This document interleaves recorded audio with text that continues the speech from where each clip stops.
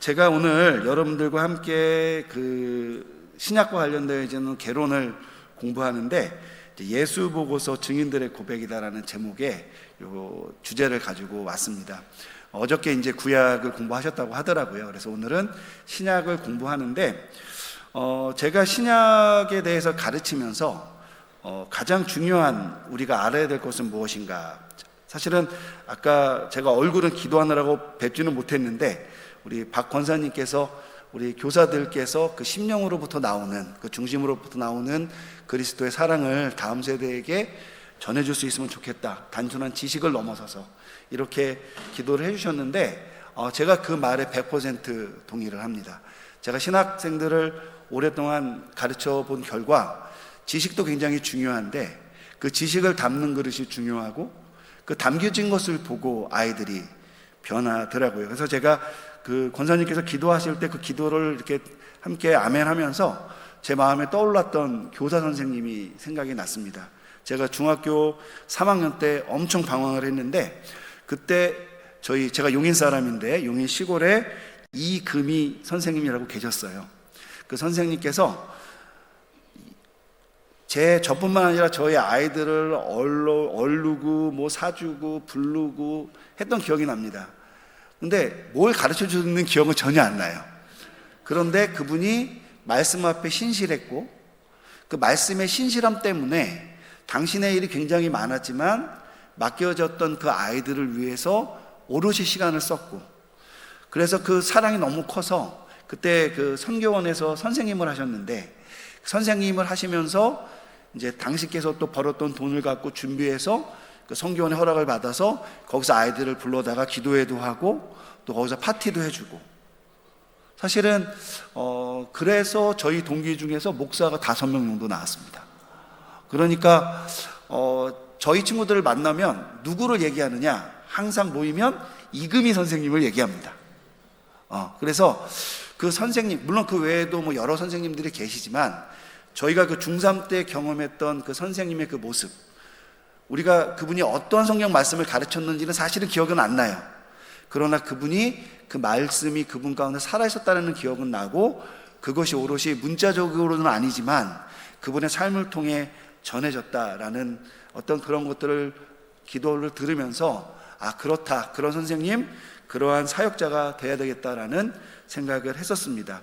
그래서 오늘 준비했던 그 내용도 사실은 제가 다른 어떠한 것들을 준비하기 위해서 썼던 내용인데, 이제 제가 책을 간단하게 하나 쓰려고 준비하는 내용인데, 제가 이 신약을 가르치면서 지금 제가 기도했던 내용, 기도 드렸던 내용, 제가 나누었던 내용을 전달하는 것이 가장 중요하다고 제가 생각을 했습니다. 그래서 우리가 개론이라는 것을 할 때에는 마태는 어떻고 마가는 어떻고 이런 얘기를 우리가 알아야 되죠. 물론 그것을 당연히 포함해야 되지만 더 중요한 것은 성경이 가르치는 것이 무엇이냐, 특별히 신약 성경이 우리에게 전달하려고 하는 메시지가 무엇이냐를 아는 것이 좀 더 중요하다는 생각이 돼서 우리 예수 보고서라는 제목을 가지고 예수님에 대해서 신약 성경에 관련되어 있는 많은 사람들이 무엇이라고 얘기했는지, 그리고 이제 그 사람들이 또 성경을 기록을 했지 않습니까?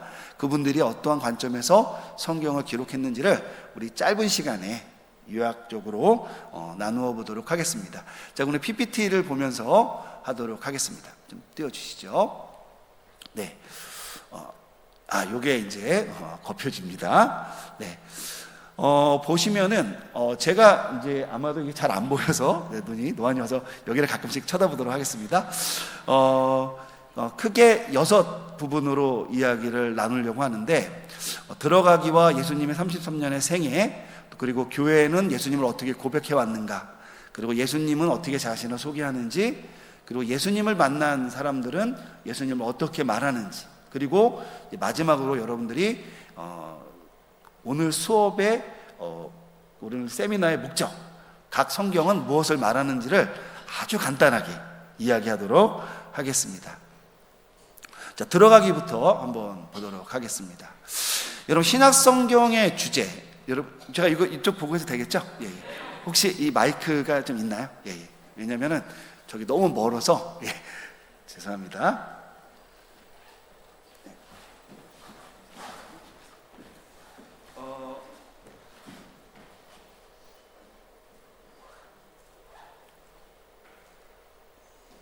빨간색인데요.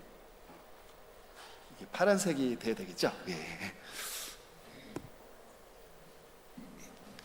자, 예, 잠깐 확인만 부탁드리겠습니다. 우리가 신약 성경의 주제를 예. 이게 주인을 알아보는가 봅니다. 예. 자, 이게 계기의 슬픔입니다. 예. 여러분들 그 학생들이 교회에 와서 계기 되지 않도록 잘 이렇게 좀 해주시면 좋을 것 같습니다. 신약 성경의 주제는 크게 하나님의 나라라고 우리가 요약할 수가 있을 것 같습니다. 신약 성경에 보면은 예수님을 통해서 이루어진 그런 하나님의 나라의 시작이 언급되어져 있고요. 그리고 이 모든 일을 계획하시고 실행하신 하나님의 그 일하심에 대한 이 두 부분이 신약 성경 전체를 꿰뚫는 그런 주제라고 보시면 됩니다. 그러니까 여러분들께서 아이들을 가르치시거나 할 때 신약 성경을 잘 모르면 두 가지만 생각하면 됩니다. 바로 이거죠. 하나님 나라가 시작을 했고 그 예수님을 통해 시작이 된 거죠. 그리고 이 일을 예수님이 끝까지 이루실 수 있도록 하나님께서 끝까지 관여하셨다. 이 내용을 전달하시면 되는 겁니다. 따라서 성도들은 이 땅의 사명자와 사역자로 살아갈 때에 자신들에게 주어진 이 복음에 맞는 삶을 살 필요가 있다라고 말씀을 드릴 수 있겠습니다. 그렇기 때문에 우리가 성경을 이해할 때 하나님의 그 놀라운 일들이 성취되고 그것들이 진행되는 것들이 핵심인데 그 일을 하시는 분이 예수님이시잖아요. 그러니까 여러분들이 성경에 대해서 뭐 여러 가지 과학적 지식 뭐 이런 걸 많이 알더라도 그 안에는 예수님에 대한 이해가 분명히 있어야 됩니다. 그리고 예수님이 무엇을 하셨는지 그거를 여러분들이 잘 파악하는 것이 매우 중요하다라고 말씀을 드리겠습니다. 그렇기 때문에 우리가 신약 성경과 예수님에 대한 증인들이 무엇이라고 예수님에 대해서 말하는지에 대해서 귀를 기울일 필요가 있어요. 아마 여러분들도 신앙생활을 오래 하셨건 간단히 하셨던 간에 개인의 경험과 말씀 이런 배움을 통해서 여러분이 알고 있는 예수님에 대한 고백들이 있죠. 근데 사실은 그런 고백들은 성경에 기록되어져 있는 그 증언들과 고백들에 준해야만 의미가 있는 것이죠. 그래서 우리가 이 내용을 잘 알아야 된다라고 말씀을 드리겠습니다. 자, 그럼 우선은 신약 성경에 나와 있는 내용은 예수님의 33년의 생애이죠. 자, 여러분 예수님의 33년은 어디에 기록되어 있냐면 어디에 기록되어 있죠?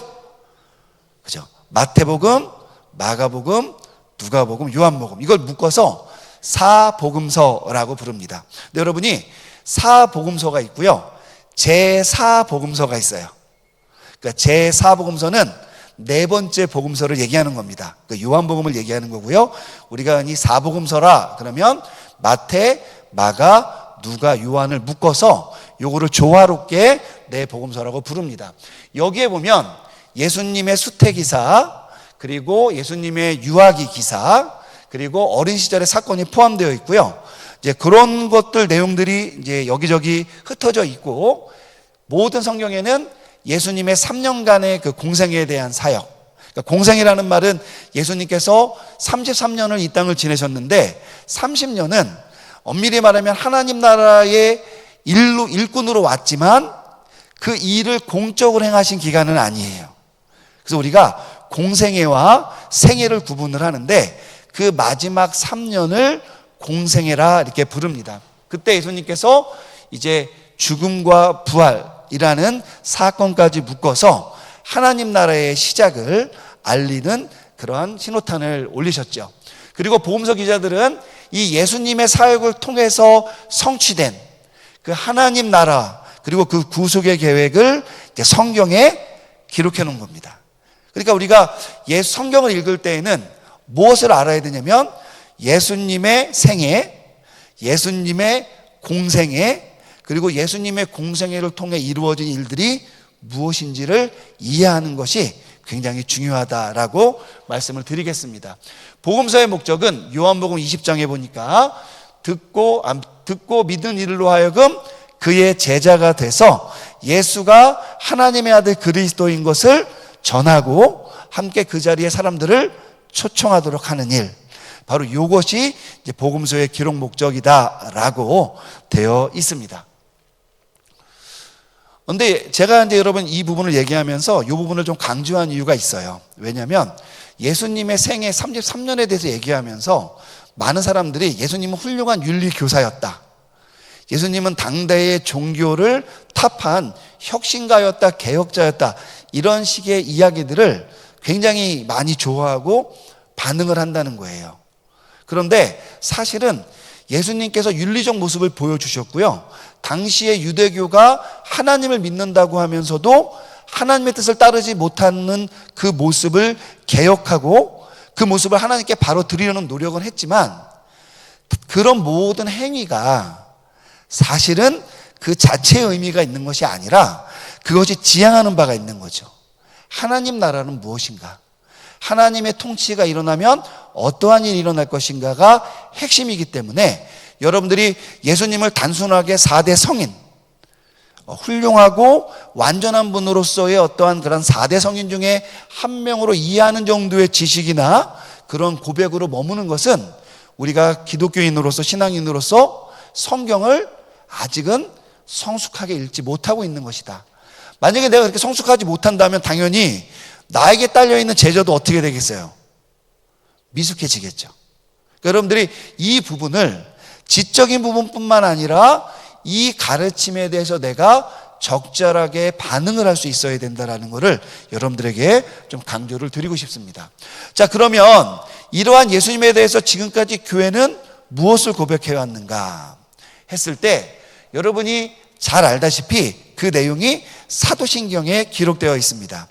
여러분, 사도신경의 중간 부분인데요, 오늘 아침에도 했을 거라고 믿는데 우리 그 외아들부터 한번 같이 합독해 보겠습니다. 그 외아들 우리 주 예수 그리스도를 믿사오니 이는 성령으로 잉태하사 동정녀 마리아에게 나시고 본디오 빌라도에게 고난을 받으사 십자가에 못 박혀 죽으시고 장사한 지 사흘 만에 죽은 자 가운데서 다시 살아나시며 하늘에 오르사 전능하신 하나님 우편에 앉아 계시다가 저리로서 산 자와 죽은 자를 심판하러 오시리라. 여기까지죠. 이제 그 다음부터는 성령, 그 앞부분은 하나님. 근데 여러분, 사도신경을 고백하다 보면은 여러분이 깜짝 놀라죠. 하나님에 대해서는 한 줄로 끝.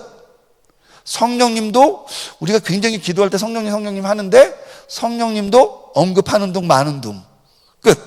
그런데 예수 그리스도에 대해서는 지금 우리가 예수님에 대한 33년의 공생애를 통해서 보았듯이 어때요? 태어남, 그의 생애, 사역, 죽으심, 부활, 승천, 재림이라는 신약성경 전체가 지향하고 있는 바를 이 사도신경이 가르치고 있다는 겁니다. 그래서 우리가 사도신경을 고백할 때 우리가 이것을 믿고 신앙을 표현한다는 의미도 있지만, 사실 사도신경 안에는 우리가 무엇을 믿느냐라는 것에 핵심 내용이 들어있다고 보시면 되겠습니다. 첫째는 예수님은 구주라는 것을 사도신경을 고백을 하는 거죠. 그리고 두 번째는 예수님께서 주 1세기에 하나님의 뜻을 이루시기 위해서 유대 땅 유대인으로 오셔서 33년간의 삶을 사시고 3년의 공생애를 통해 하나님의 일을 이루셨다는 거예요. 여러분, 이 두 가지가 우리가 꼭 알고 고백해야 하는 내용이라는 겁니다. 물론 여러분, 사도신경은 굉장히 짧게 고백을 해야 되기 때문에 예수님의 복음서에 나오는 모든 말씀을 담을 수가 없어요. 그러다 보니까 복음을 요약해 놓았는데 그게 바로 사도신경의 핵심 구조입니다. 우리 위에서부터 아래까지 5개 한번 같이 읽어볼까요? 시작. 탄생, 고난, 죽음, 부활, 심판. 여러분, 아이들을 가르칠 때, 교사로서 활동할 때 내가 신약성경을 잘 모르겠거나 갑자기 급하게 무엇인가를 언급해야 될 때, 여러분, 사도신경을 기반으로 해서 여러분들이 말씀을 나누면 지난 수천 년간 교회가 가르쳤던 보편적 가르침과 더불어서 신약성경이 전달할 수 있는 메시지를 잘 전달할 수가 있는 것입니다. 그런 면에서 우리가 지금까지 신앙생활을 하고 배우고 듣고 했던 모든 것들이 사실은 여러분들을 교사로서 양육하거나 또 우리 제자들을 복음으로 세우는데 이미 충분한 가르침이 있었던 것이죠. 그런데 이제 문제는 아까 이제 기도 내용도 그렇고 제가 처음에 우리 이 선생님에 대한, 이금희 선생님에 대한 말씀도 드렸던 것처럼 지식으로만은 안 되는 것 같아요. 이거는 여러분 우리가 모두 다 알고 있는 거잖아요. 그죠? 이거 모르면은 내가 교사의 자격이 있나 스스로를 견책하면서 오늘 집에 가서 사도신경부터 외우셔야 됩니다. 제가 이렇게 아까 시켜보니까 이런 분이 계시더라고요. 예, 그래서 제가 말씀드리는 거예요. 주기도문은 다 아시죠? 예, 그것도 모르면 심각한 겁니다. 예, 어쨌든 여러분 그렇게 좀 부탁을 드리겠고요. 그러나 어쨌든 중요한 것은 이러한 지식적인 고백적인 내용 외에도 신약 성경에는 우리와 같이 예수님을 알아가고자 했던 많은 사람들이 있었다는 것이죠. 그래서 우리가 나에게는 이 예수님이 어떤 분이신가에 대한 깊은 이해가 없다면 당연히 나와 동일하게 그러나 또 나랑 다른 환경에서 자라는 제자들이 내가 접하는 사람들이 어떠한 예수님을 알아야 될지에 대한 경험을 쉐어할 수가 없는 거예요. 여러분 내가 맛있는 걸 잘 먹고 좋은 식당을 알아야 한번 그 좋은 식당에 초대할 수 있는 거지. 내가 평소에 검소하겠다고 뭐 맨날 라면만 끓여 먹으면 뭐 고기 한번 먹어야 될 때 제대로 된 고기를 먹을 수가 없는 거예요. 왜냐하면 일종의 그렇게 다 훈련이잖아요. 그래서 여러분들이 나에게는 어떠한 예수님이 있었는가, 지식적인 걸 넘어서서. 근데 우리가 그 부분을 신약 성경에서도 발견할 수 있다는 겁니다. 그래서 우리가 그 부분에 대해서 간단하게 보는데 두 가지 측면이 있어요. 하나는 예수님은 나를 이렇게 말한다. 이게 가장 중요하겠죠. 내가 믿는 예수님이 중요한 게 아니에요. 예수님이 말한 예수님을 믿는 게 중요한 거죠. 그죠? 저도 아내한테 맨날 그래요. 여보, 당신이 아는 나를 보지 말고 그냥 나를 있는 그대로 받아줘. 예. 많이 받아주는데 영 못 받아주는 부분이 있대요. 그거는 안 된다는 부분이 있다고 하더라고요. 그런데 여러분 우리에게도 예수님의 자신을 소개하고 내가 구세주를 믿지만 예수님이 하신 말씀이 나에게 도전이 되기는커녕 튕겨나갈 때 있잖아요. 그러니까 그럼에도 불구하고 우리가 그걸 알아야 됩니다. 또 하나는요, 예수님을 만난 사람, 우리가 예수님을 만난 사람이잖아요, 영적으로. 근데 실제로 예수님을 만났던 사람, 예수님을 만난 사람에게 직접 얘기를 들어서 예수님을 만난 사람도 있을 거 아니에요.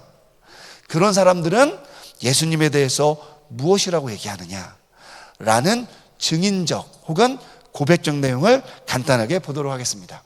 여러분, 예수님께서는 성경에 보면은 말씀도 하시고 행동을 하셨는데 우리가 이 말씀도 하시고 행동하신 것이 결국은 예수님께서 이 땅에 오신 이유와 목적을 드러내주는 거거든요. 그러다 보니까 우리가 예수님의 말씀으로부터 예수님이 어떤 분이신 줄 알 수도 있고 예수님의 행동으로부터 예수님이 어떤 분인지 알 수가 있는 겁니다. 첫 번째, 예수님은 크게 세 가지로서 자신을 말씀하셨어요. 첫 번째는 사람 되셨다라는 분을 명확하게 말씀하셨습니다. 뭐 다 알고 있는 내용이죠. 요한복음 19장에 보니 여자여 보소서 아들이니다. 사실 십자가에 달려 계셨는데 엄마 나 아들이야. 여러분, 이건 정말 지극히 보편적인 인간이라면 아빠는 절대 안 불러요. 꼭 엄마를 부릅니다. 서운합니다. 근데 우리가 기도할 때는 또 하나님 아버지라고, 이게 좀 그런데 어쨌든 엄마 나를 좀 보세요. 뭐 이렇게 여자여라는 말은 이렇게 버릇없는 표현이 아니라 당시의 일반적인 호칭입니다. 뭐 여사님 뭐 이런 뜻이에요. 그래서 예수님께 어머니에게 이렇게 얘기하셨죠.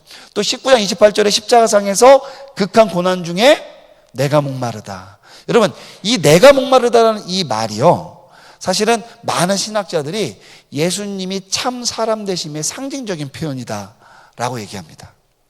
자, 그러나 예수님께서는 하나님 되심에 대한 표현도 있죠.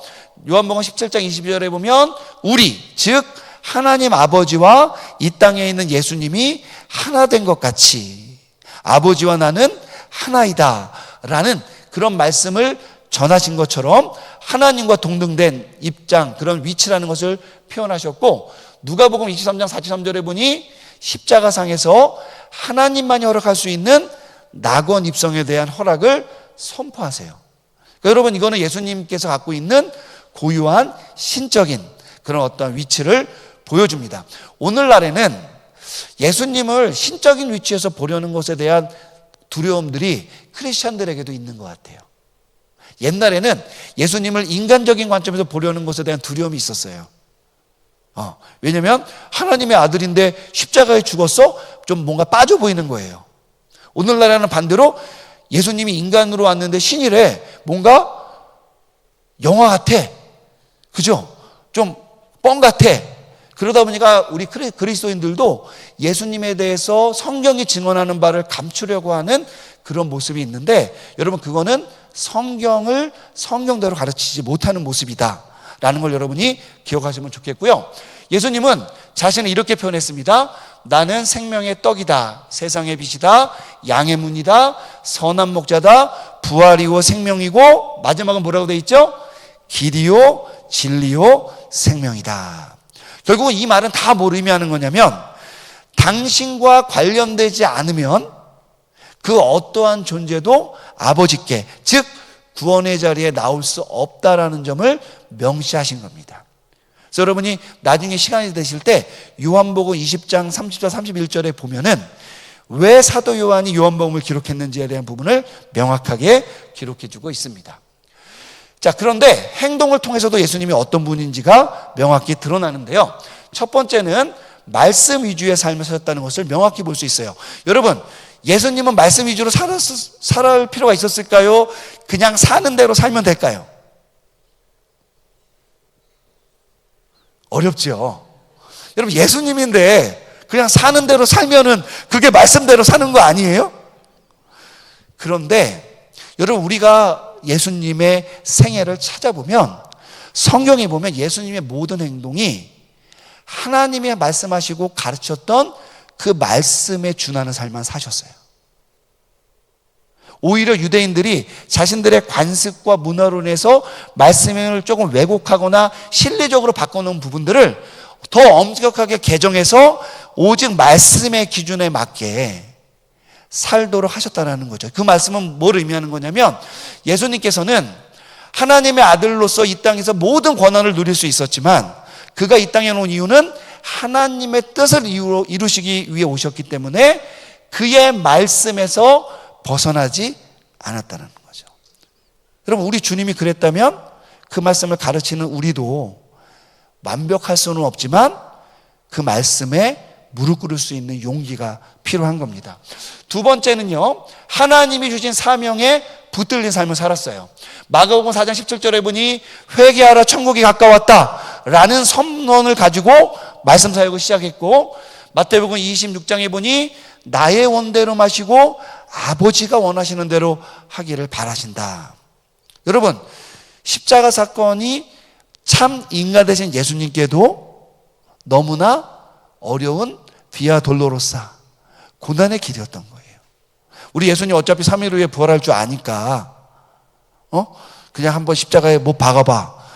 여러분, 어떤 분들은 이렇게 생각하는 분들이 있는데 그게 핵심이 아니죠. 그죠? 우리가 마땅히 동물 제사로 대신되는 그러한 어떠한 죄 사함의 그 기능을 온전한 인간 대신, 그러니까 동물로서는 인간을 완벽하게 대체할 수가 없잖아요. 그래서 참 인간 되신 예수님께서 우리의 죄 때문에 인간으로서 십자가에 달리신 거거든요. 여러분, 그 아픔과 죽음이 얼마나 험하고 힘든 건지는 상상하고 예상할 수도 없는 것이죠. 거다가 십자가상에서 이루어졌던 가장 큰 문제는 죄로 인해서 하나님과 예수님의 단절이 일어났다는 거예요. 여러분, 다 참지만 날 못 믿어주면 어때요? 세상에 그것만큼 억울한 게 없죠. 예, 다 참지만 배신당하면 그것만큼 힘든 게 없지 않습니까?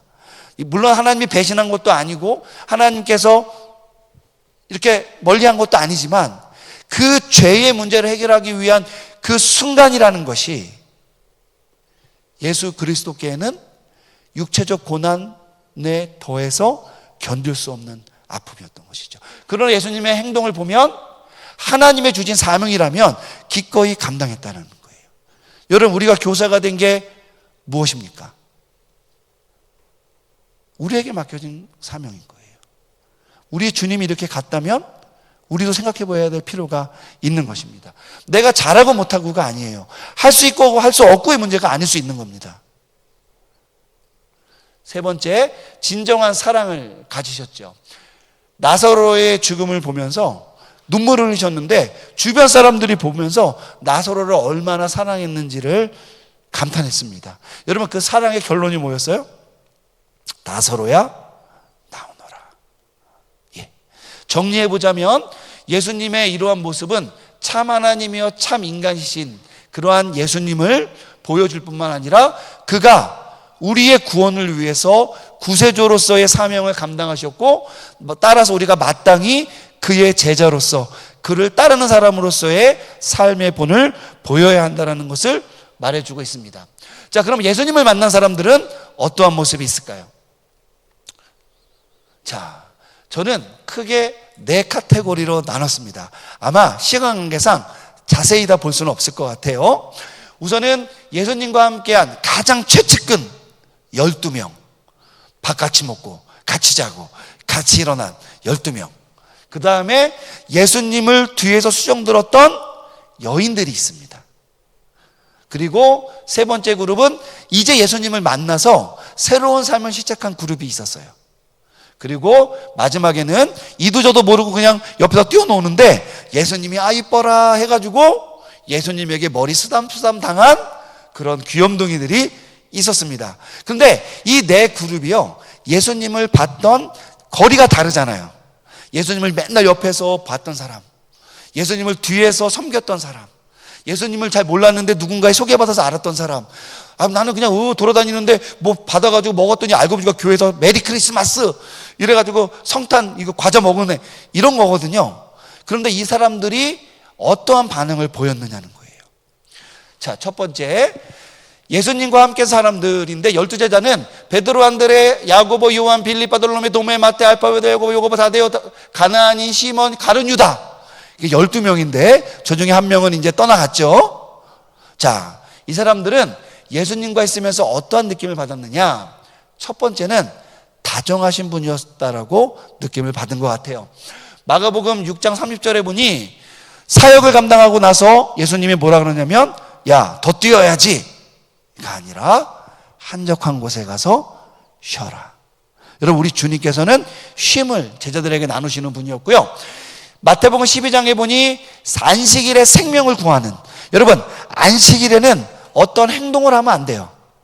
그러나 예수님께서는 생명을 구하는 일을 하셨죠. 그것 때문에 예수님이 유대인들의 타깃이 됐는데 제자들 입장에서는 예수님이 안식일에 생명을 구하는 일 자체가 시험거리였다는 걸 여러분이 기억하셔야 돼요. 이분이 우리의 스승인데 안식일을 어겨? 그러나 예수님은 더 귀중하고 더 본질적인 문제가 있기 때문에 외적인 요소보다는 본질로 가야 된다는 것을 강조하셨습니다. 엄격하신 분이기도 했어요. 어떤 면에서 그랬냐면 안식일에 이삭과 하나님에 대한 뜻에 대한 논의를 했습니다. 제자들이 주일을 사역을 하다가 밀밭에서 이삭을 잘라 먹는 일을 하게 되었어요. 여러분, 이삭을 뜯는 거 이게 행위입니다. 그런데 예수님이 이것을 비난하는 지도자들을 만났을 때 뭐라고 얘기하냐면 구약 성경을 인용하면서 하나님의 일을 하는 사람들은 그런 것에 대한 제약을 받지 않는다라고 엄격하게 주의 말씀을 적용을 해요.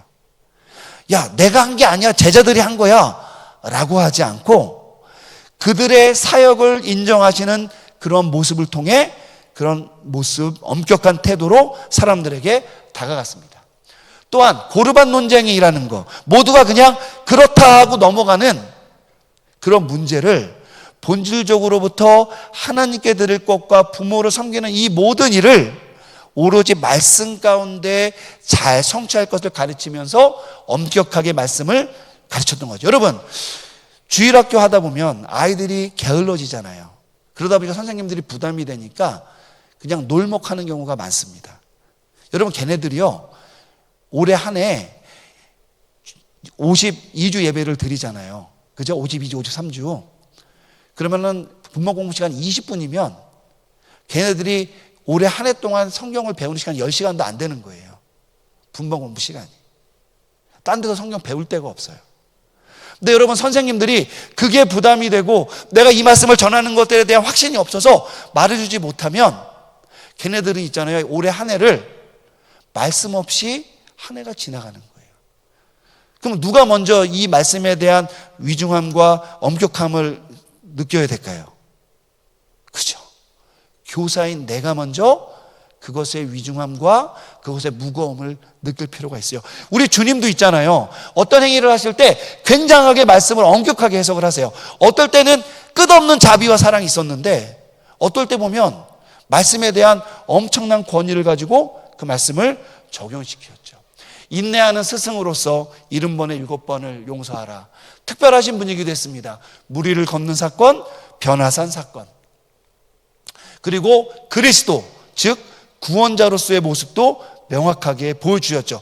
여러분, 우리가 예수님을 구원자라고 고백하는 것은 예수님을 가장 지근거리에서 목도하고 만지고 목소리를 듣고 그와 함께 밥 먹고 호흡했던 그 사람들이 이 사람이야말로 하나님의 아들이라는 것을 경험했기 때문에 우리가 그 고백을 우리의 고백으로 받는 것입니다.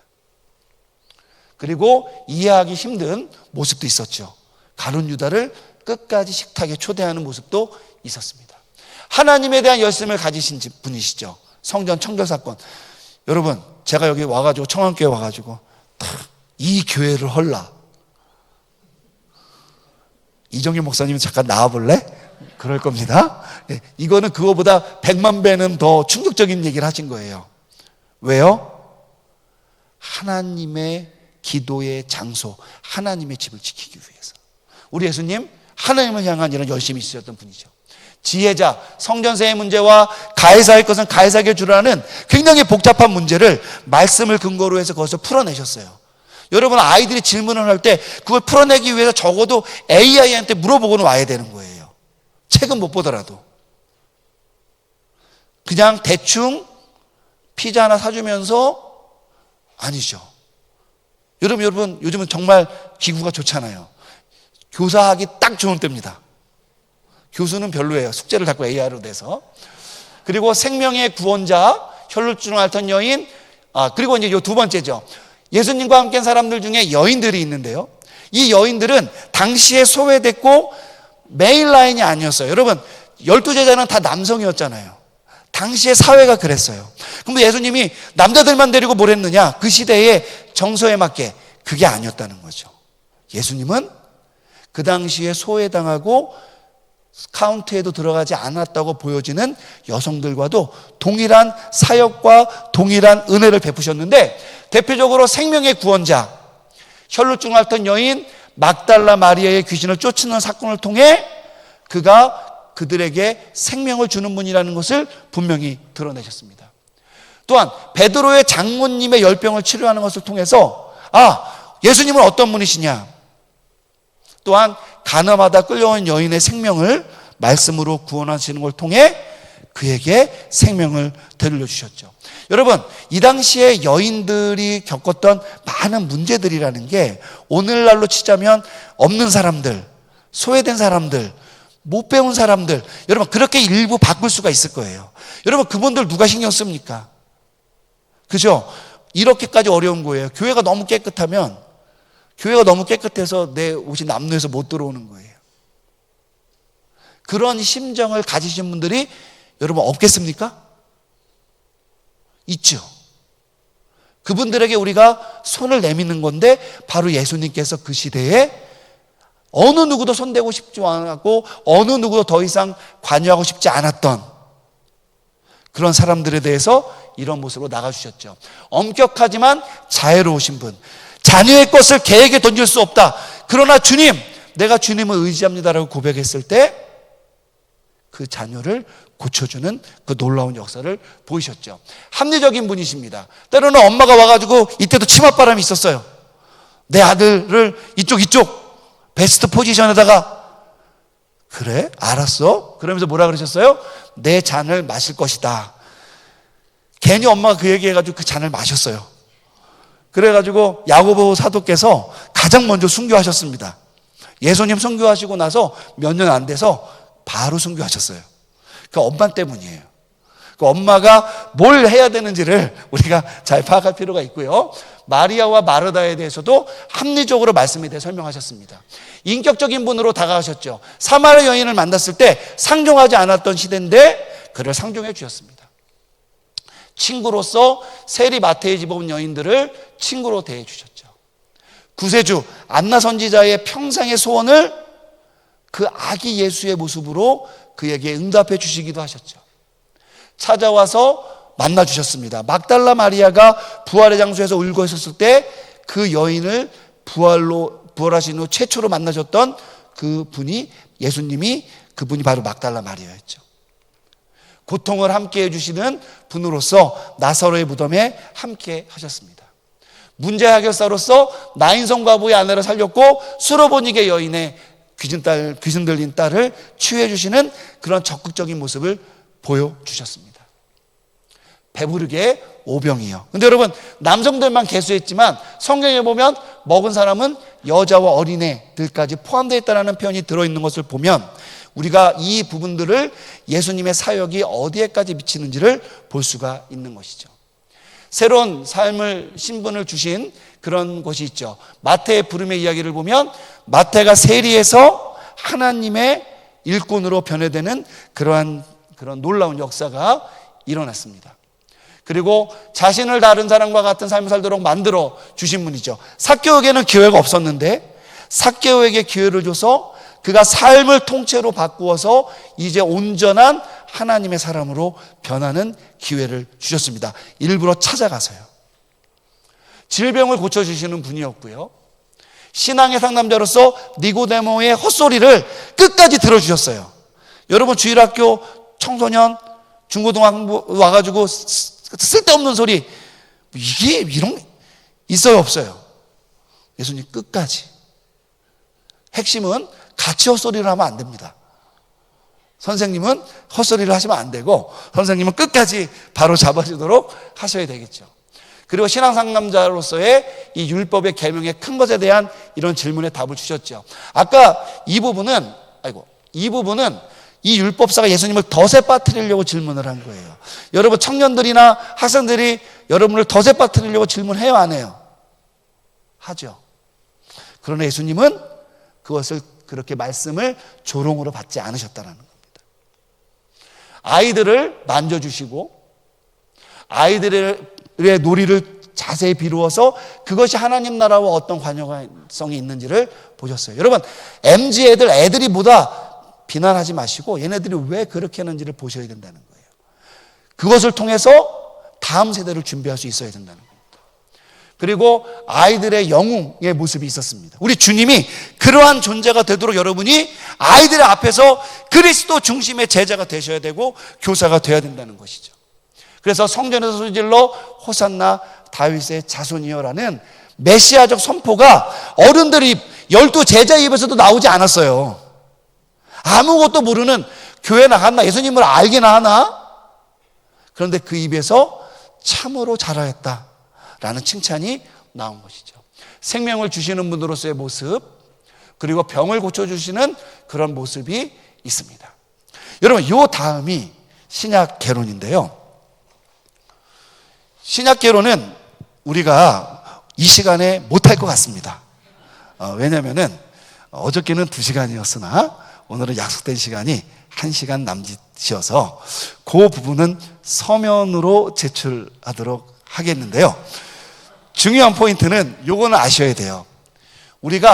제가 여러분 앞서서 예수님을 만난 선생님 그 믿음의 증인들이 어떠한 모습을 보였느냐, 나에게도 그러한 모습이 있기를 기도해야 되고 나 또한 그런 경험이 있다면 그것이 증언이 되도록 해야 되고, 나에게 그런 것이 없었다면 성경에서 나오는 그런 모습들을 배워서 내가 증인으로서 나에게 맡겨진 사람들에게 나아가야 된다는 거예요. 근데 여러분, 단순하게 제가 언급드렸던 그 부분에 의존하면 안 되고 성경을 읽어가면서, 예를 들면 제자들의 증언으로서 마태복음과 요한복음, 제자들의 권면으로서 공동서신 야고보서, 베드로 전후서, 요한 1~3서, 유다서, 그리고 전도자 바울은 예수님을 직접 만나본 적이 없었을 것이라고 추측을 합니다. 어쨌든 예수님을 영적으로 만나서 새롭게 된 사도 바울의 권면이 있었고요, 사도들의 제자가 있었죠. 마가라든지 누가 같은 경우에는 제자들의 제자입니다.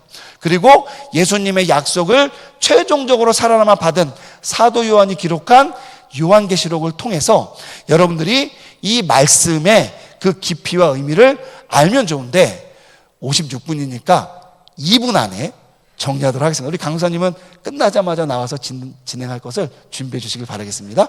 자, 첫 번째. 자, 여러분 마태복음은요. 여기 보면은 구약이 인용이 되어 있고 신약 중에 메시아의 예언 성취가 강조가 되어져 있는 부분이다라는 거. 여러분이 그 부분을 기억하시면 됩니다. 구약에 나타난 메시아가 어떻게 예수님으로 성취되었느냐. 이게 핵심입니다. 자, 요한복음은요.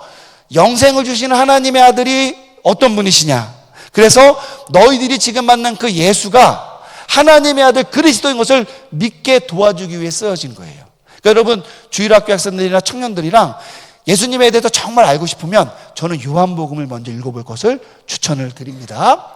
두 번째, 제자들의 권면 공동서신인데 여러분 아까 말했던 야고보서, 베드로, 전후서, 요한 1, 2, 3서, 유다서 7개의 편지를 이야기하는 것입니다. 자, 야고보서는요 핵심은 믿음의 실천을 강조합니다. 우리의 믿음은 실천이고 믿음이다 라는 점이 강조되어 있다는 걸 여러분이 잊지 마시면 좋을 것 같고요. 베드로전서는 성도들의 소망, 우리가 마지막 때에 어떻게 살 것인가에 대한 소망에 대한 메시지가 베드로전서에 담겨져 있어요. 베드로는 예수님의 수제자로서 여러 가지 일들을 경험했지 않았습니까? 그 가운데 실패를 많이 했죠. 근데 그가 결국은 전승에 의하면 십자가에 거꾸로 달려 죽었는데 그게 어떻게 가능했겠는가?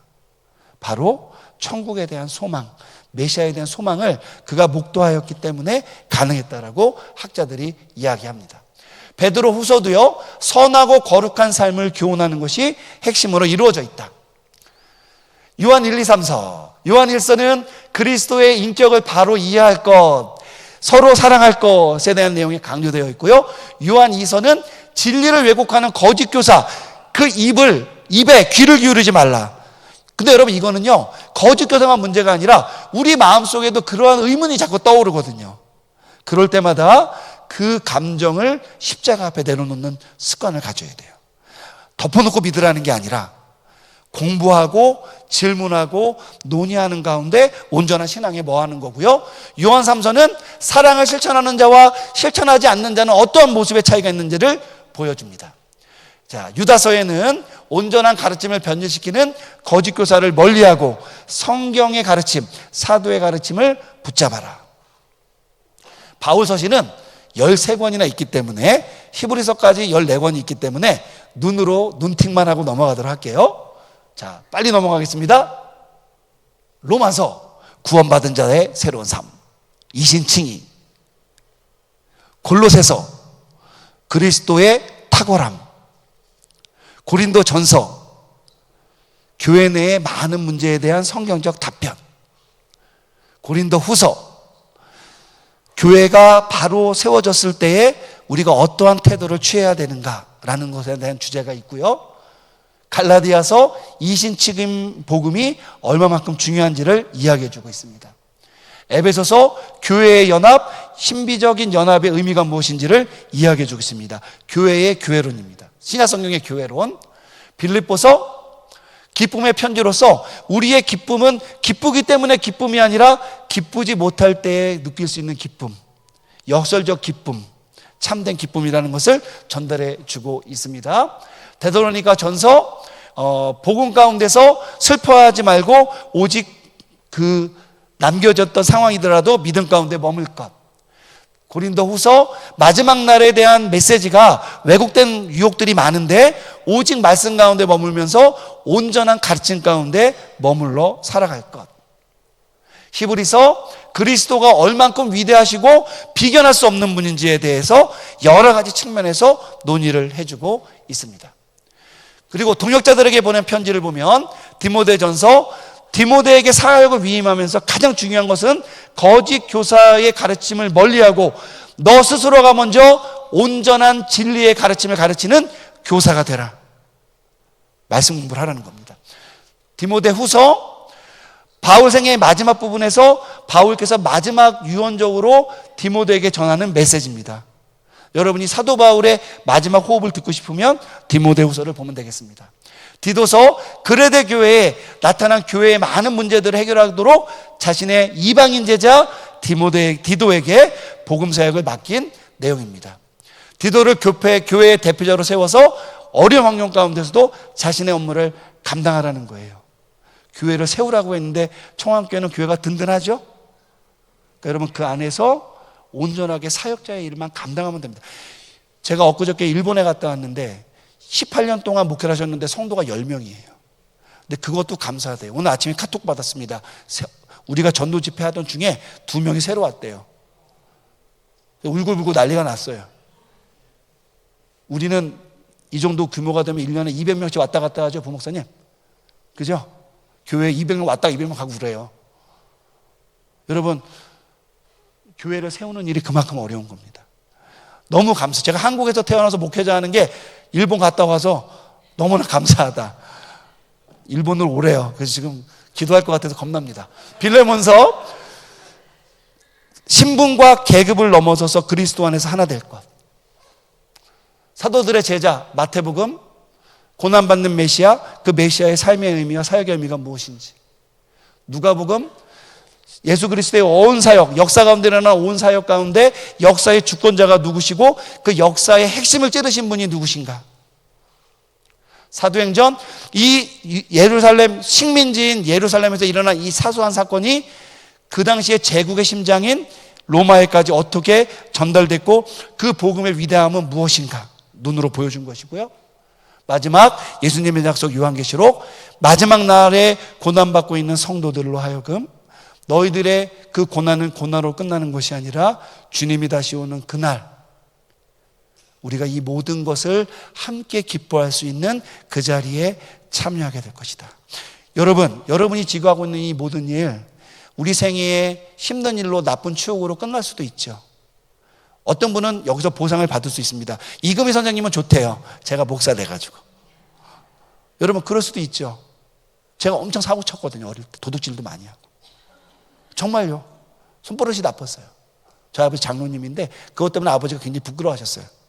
그러나 결국은 제가 사람의 마음을 훔쳐서 예수님께 드리는 거룩한 도둑놈이 됐습니다. 그렇죠? 여러분 그 훔치는 재미가 솔솔해요. 예, 비밀입니다. 근데 여러분 중요한 것은 지금 보니까 왜 그분들이 그렇게 헌신할 수 있었느냐? 마지막 날에 결국 우리 주님이 여러분들의 그 수고와 아픔과 형편을 다 알아주신다는 거죠. 제가 교수해 보니까 제가 학생 때 죄를 크게 졌구나 깨달았어요. 그래서 선생님께 죄송합니다 했어요. 여러분 선생님이 가장 어렵습니다. 그런데 선생님이 그만큼 중요합니다. 그래서 여러분 오늘 교사대학 사실은 조금 더 시간이 있었으면 더 풍성한 이야기들을 통해서 제가 아프리카에서 빈민촌에서도 일을 했고요.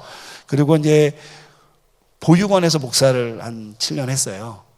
그리고 예전에 뭐 저는 지하철 선교 이런 데서도 일도 좀 하고 그래서 사실은 나눌 이야기들이 굉장히 많았는데 뭐 그런 거는 뭐 언젠가 기회가 있을 수 있겠죠. 중요한 것은 그런 모든 것들이 제가 지금 우리 신학생들을 만날 때 도움이 되더라고요. 여러분 지금 여러분이 겪고 있는 여러분들이 지금 훈련하고 있는 이 모든 것들이 결국은 그렇게 쓰여질 거라고 저는 생각합니다. 여러분 다음에 혹시 우리가 또 만나게 될 때에는 조금 더 우리가 승전가를 부르면서 또 재밌는 그리고 보람찬 교사로서 성장한 자리에서 만났으면 좋겠습니다. 이게 결론과 마무리입니다. 자, 우리가 원래는 55분에 끝나기로 했는데 목사님 죄송합니다. 강목사님 죄송합니다. 10분 정도 지났습니다. 제가 잠깐 기도하고 세미나를 좀 정리하도록 하겠습니다. 사랑의 하나님 감사합니다. 우리가 교사로서 또 교회를 오래 다닌 성도로서 우리가 지식적으로나 또 교회의 행정적으로나 여러 가지 문화적으로는 많이 익숙했지만 과연 우리 다음 세대에 이 흩어져가는 세대에 이 복음을 정말 진심으로 전해왔는지 오늘 말씀 예수 보고서 증인들의 고백을 통해 한번 살펴보았습니다. 우리가 이 시간에 고백하길 원합니다. 내가 이 증인의 고백에 한 자리를 차지하는 그러한 교사가 되기를 원합니다. 하나님, 나로 하여금 귀한 제자들을 일으킬 수 있는 그러한 교사로 삼아 주시옵소서. 그리고 끝내 하나님이 이 땅에 오실 때에, 또 주님이 또 모든 것을 정리하실 때에 나 또한 주님 앞에 부끄럽지 않은 교사였다라고 고백할 수 있는 우리 청암교회 교사 선생님들 될 수 있도록 함께하여 주시옵소서. 예수님의 이름으로 기도드렸습니다. 아멘.